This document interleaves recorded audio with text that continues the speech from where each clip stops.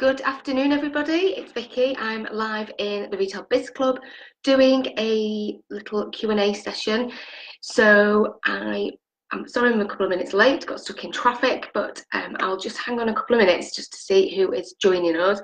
I do have a few questions that were tagged onto the announcement post a couple of weeks ago, and I do have another question that somebody messaged me about, so I can talk to myself if no one is around, but it'd be really lovely if anyone could join and give me any questions live as well. So how are we? How's everyone's week going? How's everyone's January going? We've got another week to go. We've got payday weekend, an opportunity for everybody to step up on your marketing really, and appeal to those people who have just been paid really, because it's been a long month for a lot of people, and payday signifies that they've got a little bit of money in their pocket, so we need to talk to them, to market to them. So we've got a couple of people being nice and quiet. If you are watching, say hello. I have my brew here. If we sail through this, then I will go over to my VIP club and do a little impromptu session in there. So make the most of me while I'm here. I've got quite a few new members, so a little bit of an introduction about me. I have been in retail for about 24 years now, therefore explaining the wrinkles. Hi Libby, how are you? Yes, so my background is in buying. I've worked for quite a few major retailers in the UK, started my career at Matalan, was there for 7 years, worked my way up, hiya Sue, worked my way up to senior buyer at Matalan, buying homeware, gift, Christmas, seasonal, a little bit of bedding, a little bit of towels, didn't do clothing at all, didn't do anything to do with kids wear either, so we did a lot of non-clothing, and I was part of the team that set up the home store, the brand that they still use that today. I joined it when it was private, then we floated, and then it went back private again, so lots of experience gained there. That's where I first started my career off in sourcing and travelling to China. From there I was asked by the chief exec to go over to Pound Stretcher and set up a team there, get that moving. We developed a brand called In-Store, which was an offshoot of Pound Stretcher as well. Lots more travelling to China. Everything was sourced really. Oh, actually no, did a little bit of brand at Pound Stretcher because I did some party products as well. So I was dealing with like Disney and Amscam and who else? A lot of the big balloon people and decorations and things like that, so that was there. Then from there I went to one of my favourite places, to Home Bargains, and joined there as senior buyer and progressed to buying manager. Everything there was sourced, did a little bit of clearance but not too much, but most of my ranges were sourced, and so I consequently spent an awful lot of time in China, basically, at trade shows. Where else? Not only China, where else? India, Pakistan, Taiwan, Indonesia, Malaysia, Europe, Turkey. So an awful lot of time travelling and sourcing and developing products for them. So I was also there for 7 years.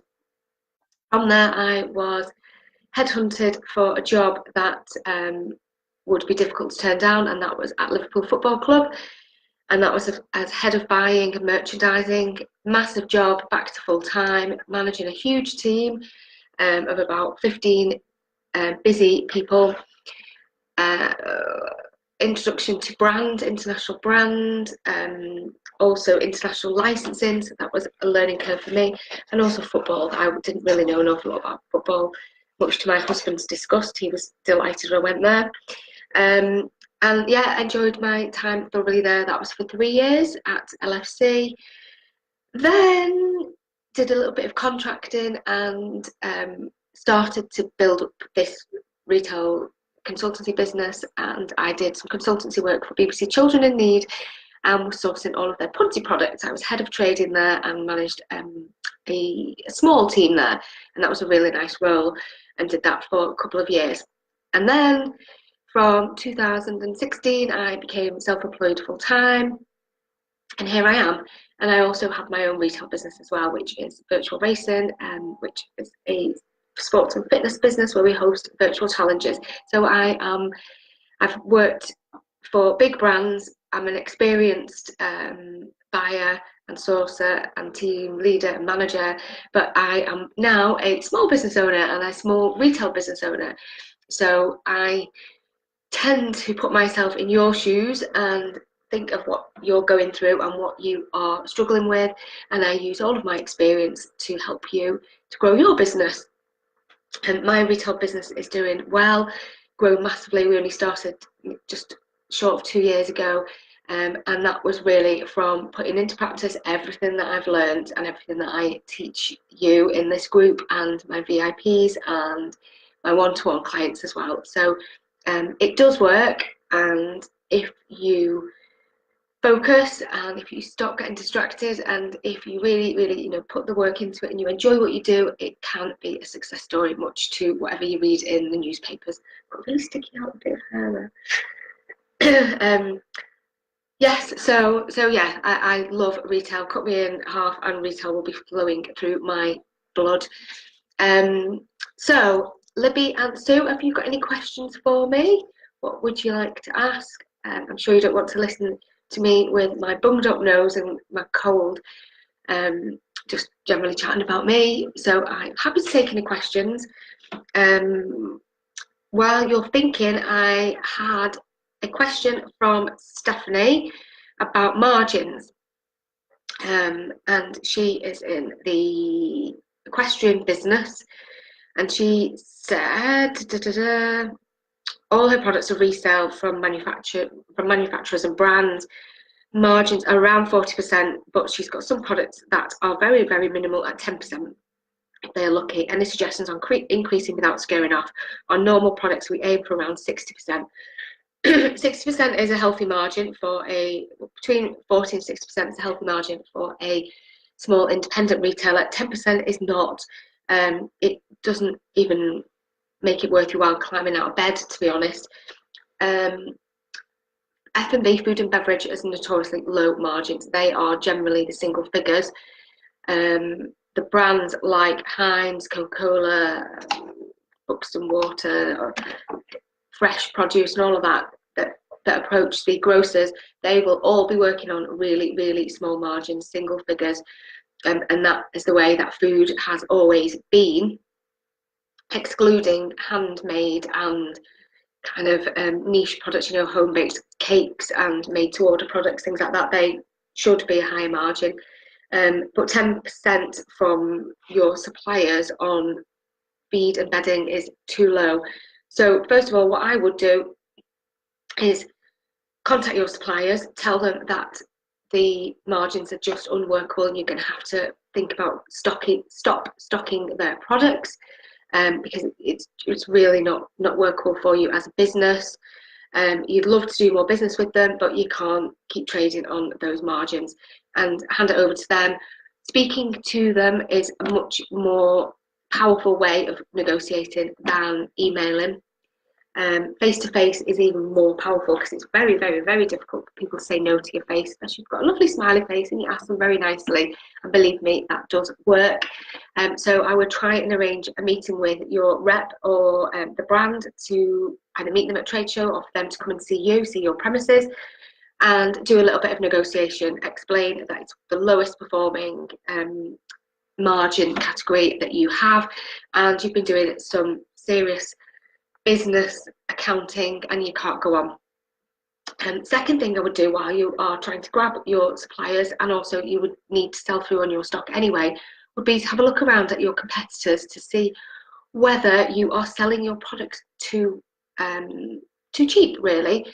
Do some benchmarking, and that's one of my favorite words. I use it all the time. You need to benchmark on a regular basis, and look at your competitors, and you need to be looking at the competitors in your market that are above and below you and the same level. So don't just look at other independent equestrian retailers. Look at somebody that might be just selling the feed or just really focusing in, and look at retailers above you as well. So look at the nationals and see what they are also doing. And that forcing your prices up, that's fine too, no problem.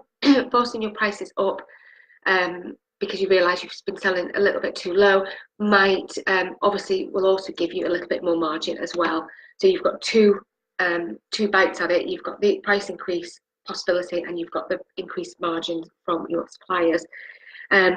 If none of that sort of indicates that there is anywhere to go, it is really a case of whether you sell it knowing that you are not going to make the margin that you need to, but not put too much emphasis on it, not put too much effort into not put too much emphasis into growing that range and marketing it and spending time on it. Hopefully it won't take up too much space. You can just stick it on a pallet and let it sell itself. But that's the only way to handle kind of a low margin or a loss leader product, is to dump it and let it sell itself without putting too much effort into it. Hopefully that answers that question for you, Stephanie. And if you've got any more questions on that, we can cover them separately. Jane is asking ideas on how to run a competition. Are there rules and that you just can't give a prize away by drawing a name? Is that a lottery? You can give a prize away. What you need to do is to ask them to do something. So they need to actually enter it in some way, shape, or form. So if you're doing it on Facebook, what you want them to do is maybe comment on, comment on which window decals they would like. So whether it's Valentine's or Easter or generic, their favourite colour, or answer a particular question and ask them to do that. That gets interaction on your page because they've commented, and that counts as them being entrant into your competition. The other things that you cannot do is you cannot ask them to like and share and tag all of those three things as a combination. And you also need to add the text that says this competition is not endorsed or supported by Facebook in any way.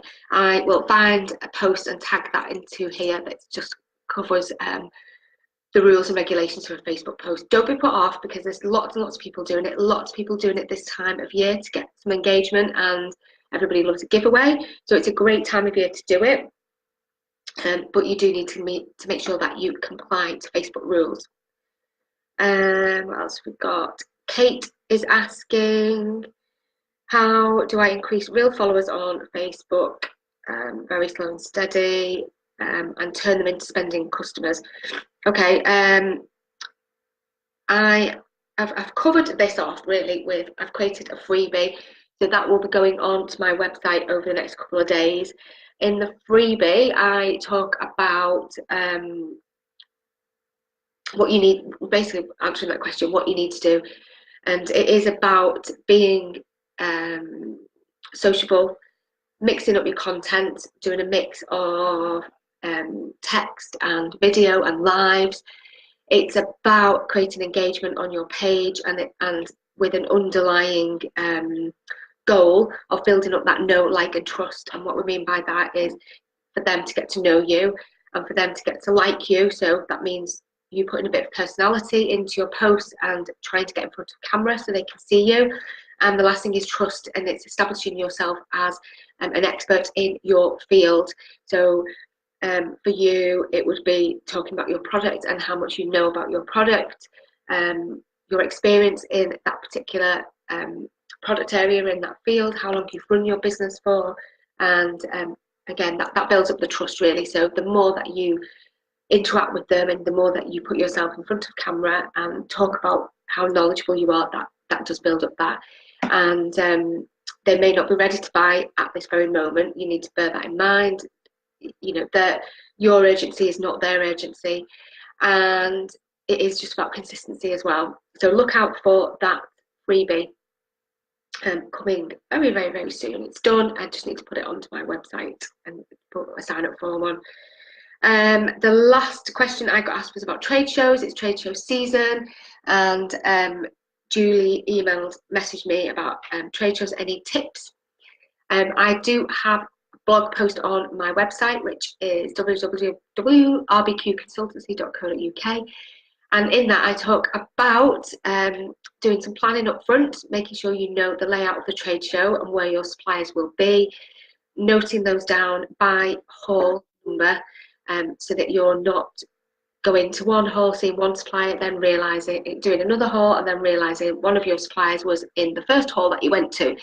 So it's finding out who you want to see, setting yourself some targets or goals or objectives that you want to find a new supplier or find a new product or visit your existing suppliers, but writing that down at the beginning, the front of your notebook as well, so that it keeps you focused and on track. Because I see so many people have done so many trade shows over the years. At one point, I think I was doing a trade show a month, which is not nice. But I see so many people wandering around aimlessly, and they don't really know what they're looking for, and they don't really know what they're doing there. So yes, make sure you've got a bit of a strategy. Make sure that you take lots of business cards or something that's printed out that you can give people. Say if you're standing there and giving them your details, you literally can work out a business card or a leaflet or something that they can clip to their inquiry form. Collect catalogues, but only the ones that are relevant. So if you find that you're carrying a load of catalogues, stop and get a coffee and have a quick flick through them. You will no doubt have picked up some stuff that you are never going to look at. And even the good stuff, it's really hard to motivate ourselves to go through it when we get home. So there is always a lot of stuff that you end up carrying around for ages and you never follow up. So while you're actually at the show, have a look through and you think, I'm a bit sure I've seen something better than that. So ditch it. You've always got their business card in your book. That's another tip, is get their business card, staple it to the corner of the page. So you've got it there. And if you don't want to carry their catalogue around, because some suppliers do still have real chunky catalogues. Some give you a link. Some used to give you a disc, but they don't do that now, or a USB. But the main thing is don't carry around stuff that you really know that you're not going to follow up, that you picked it up out of politeness. So dump it. And then my last tip is, when you get home, is to make sure that you allocate a day where you go through all of your stuff that you have written down, all of your notes and all of your catalogues, and follow up. Do that within 1 to 2 weeks of getting home from the trade show. Any longer than that, you've totally forgotten what it was that you spoke to suppliers about, that what you saw, you've been distracted with other things. So you need to do your follow-ups, and you'll find that no matter how much you emphasize to that supplier that you want, a quote sending to you, or you want pro forma invoice sending to you, they get, so many inquiries at the trade shows. They are often behind with following up as well, and some don't do it naughtily. So if you do it, then you are making sure that you are contacting the people that you really wanted to contact, and that you're doing the follow-up work, chasing them, and that you're following up the products and the suppliers that you were genuinely interested in. So make sure you do that within a couple of weeks. Don't leave a big pile of catalogues under your desk for 6 months until the next season of the trade show, because it will have been a waste of time, a waste of money, and just pointless. So yeah, absolutely follow up from a trade show as well. And that's it really on my trade shows. And that's it on my questions as well. So everyone's very quiet. Who's still around? Any other questions? Libby, what's happening with you? Are you still watching? How's business? Anyone else that has joined? I have covered a little bit of an intro about myself. If you don't know who I am, I've covered a question about margins, how to get a higher margin or make more profit.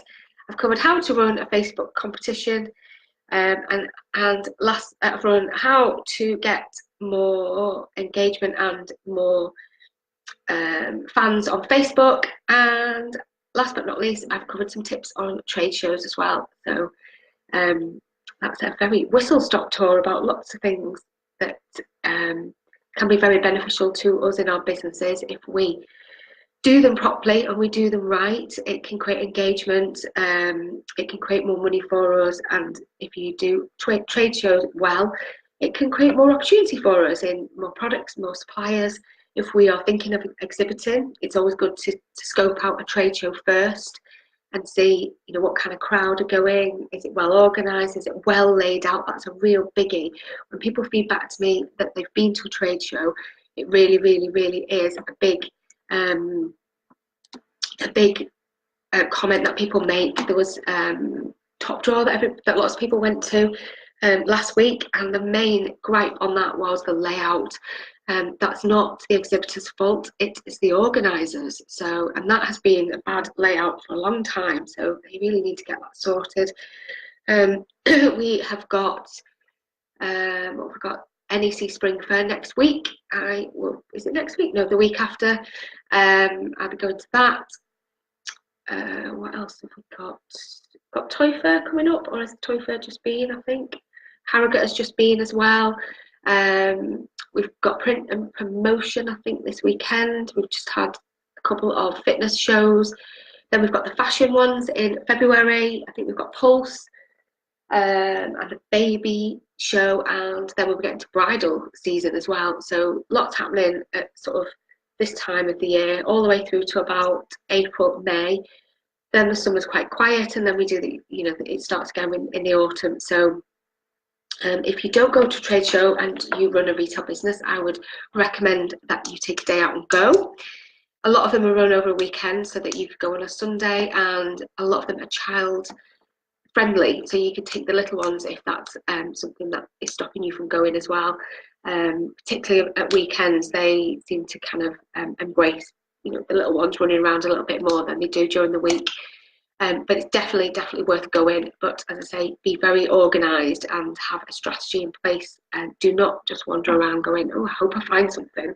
It's really good to know what it is that you want to see. Have in mind a supplier that you're currently using and maybe they're letting you down, or they're too expensive and you want to replace them, or a product category that is doing well and you're thinking that, you know, want to expand on that product category and see if I can find some more suppliers that are doing similar products. It might be a trend that you are wanting to jump into. You know, we've had unicorns for so long, and we've had llamas, and then we've got lots of, you know, some other animals coming through.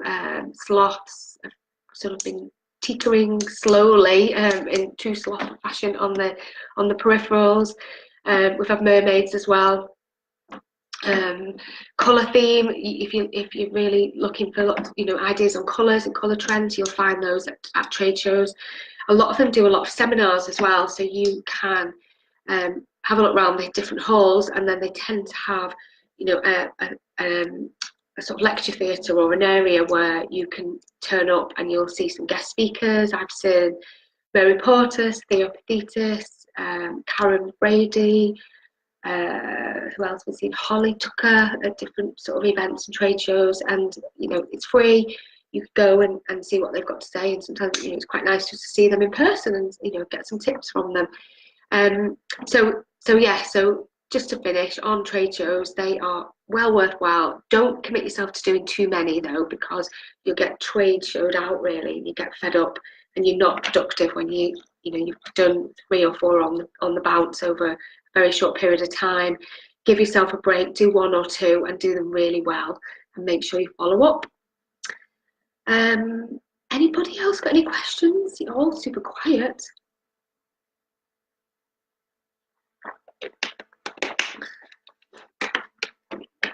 I've got a post up in the Retail Biz Club at the moment about offering a few newbies some advice. Oh, somebody's just commented, Fab. Yeah, I've got a few members in this group who are literally brand new to retail, either just at the point of launching or still at the planning stage. So any advice that you could share to a fellow retailer would be fantastic. What else have we got? It is, oh, there's me, clicked on the wrong thing. It's Burns night tonight, so if you are up in Bonnie, Scotland, have a wonderful night, whatever you are doing. Hope you are celebrating in true style. Are you promoting anything to do with Burns night? Very welcome to go on to my own Facebook page, Vicky Powell, the Retail Business Queen, and pop a link on there. That would be nice to see what you're promoting that is made in Scotland, or from a Scottish business, or from a Scottish business owner. Even if you're not in Scotland, that would be good. And yeah, promotions for the week would be really heavy on hoping that people go onto a page and convert from a browser to a buyer this weekend, with them all being paid at being the end of the month. So that's a tip, and that's something that you can think about today to get some posts up. Stephanie, hi Stephanie, we're just back from our annual trade fair. We're hoping to get a few new lines, but we're now developing our own product. Any tips? I addressed your question at the beginning of the call, Stephanie, your one about margin, so you might want to watch the first few minutes on that one. Own product, any clues? Is it clothing? Is it equestrian stuff? And I've kind of put my end RRP and working back from there. Fab, yeah. So with own product development, that is the way to go, really. If you are competing against the other brands and the other brands that are widely available, if you've got exclusivity on a brand, then that's excellent. But if you have got a brand and everybody else has got it, then the only thing you can gain business on is people, trading with you and your company because they like you. If your other competitors are undercutting you, so you lose a bit of control when you buy brands, and you are bound to the RRPs and you're bound to their cost prices. So developing your own brand is a really, really sensible way to go about it. And the starting point would be do your research. Are you aiming to be better or as good as the brand leader? Are you creating something that is completely new and unique and bespoke, in which case you'd have total free reign on your equestrian tack? I think that's equipment, isn't it, that you put in the horse's mouth? I've never, I think I've only been on a horse once in my entire life. I'm so sorry, I don't know question stuff at all. So my questions would be for you to get you thinking is, where do you want to position your product in the market, and do your research against those competitors at that level and the level above. Is there a market leader at a much higher price that you want to match the quality but beat their price? How are you going to make that product different? Just copying something for like really isn't going to do.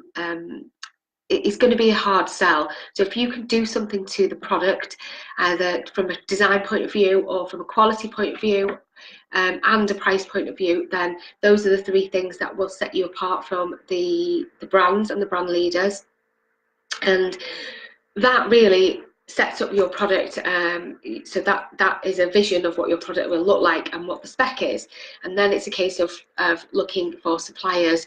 If it's something that you believe needs to be made in the UK, then you need to make sure that you talk about that massively loud and proud on all of your marketing and on the product as well. Adding a little flag to it is working really well for a lot of my clients. So make sure you kind of do that. It's the equipment you use on them. Make sure you do that.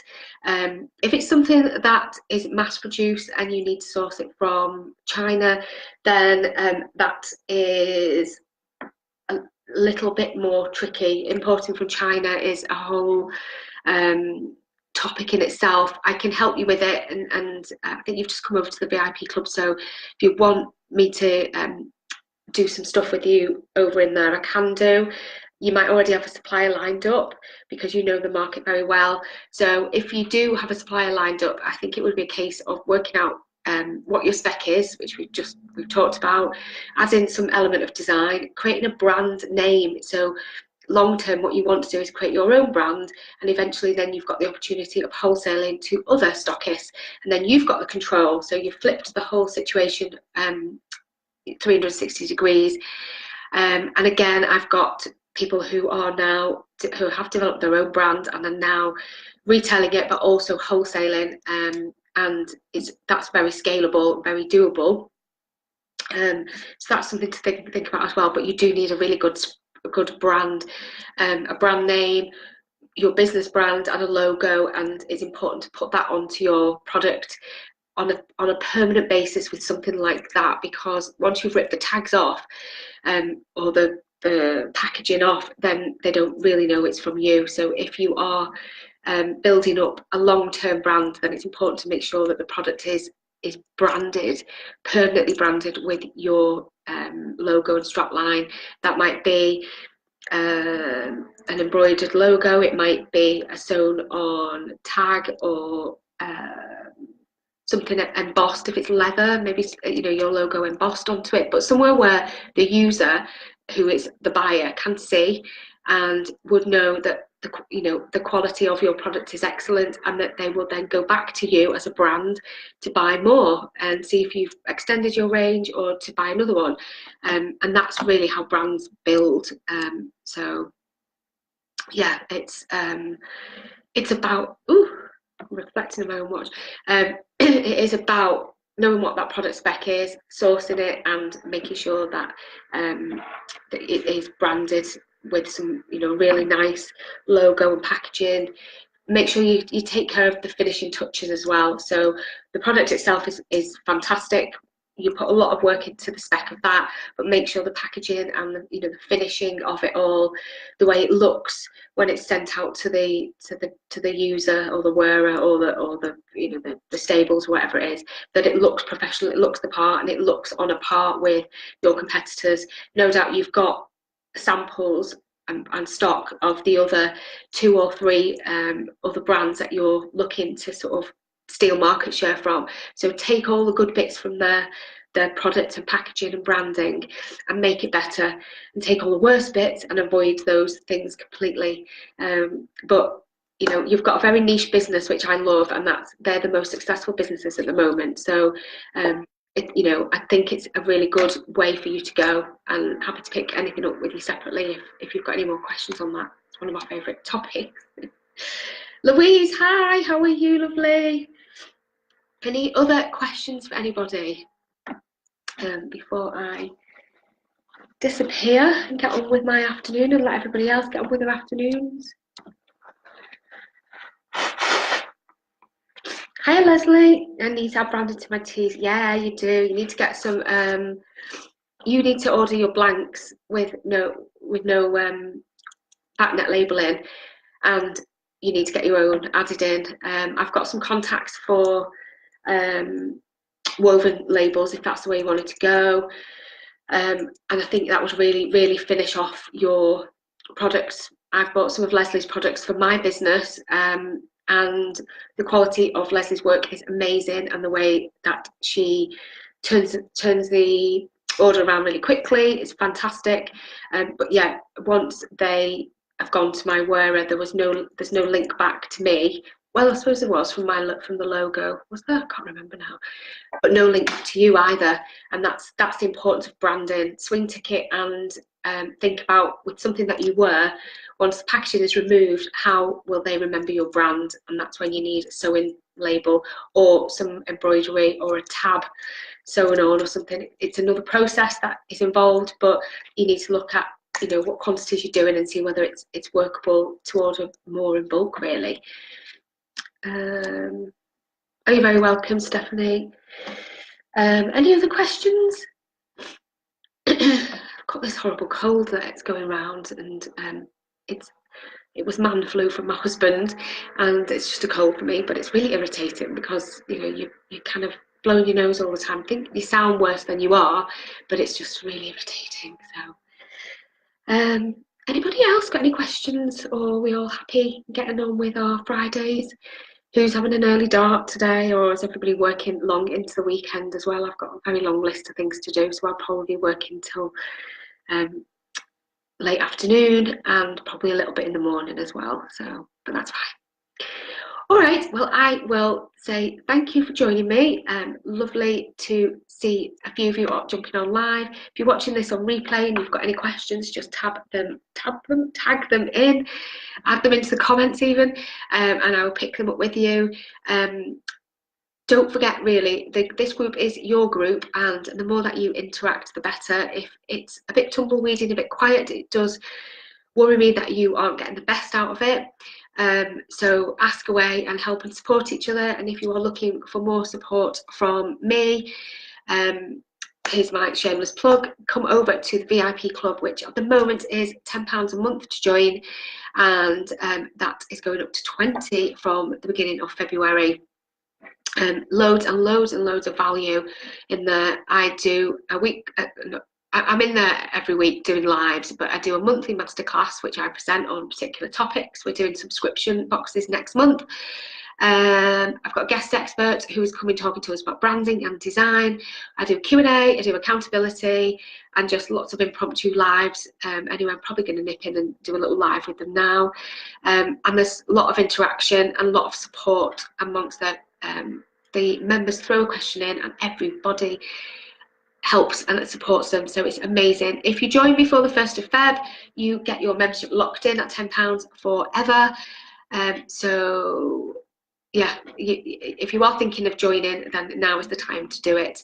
There's no lock-in, so if it's not for you, get out any time. But I've got a lot of members in there. I would say most of my members have been with me since the start, and the couple that have joined and then left have been because they have either folded their business or closed it down and gone on to do something else, or got a job, decided running a business is not for them. So so it is a great community.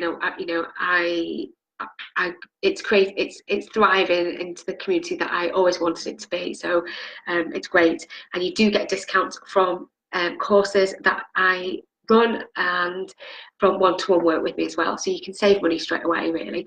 And that is it. So have a lovely afternoon, have a great weekend, everybody, and hope there's lots of ka-chings coming in for you, and I'll speak to you all soon. Bye for now.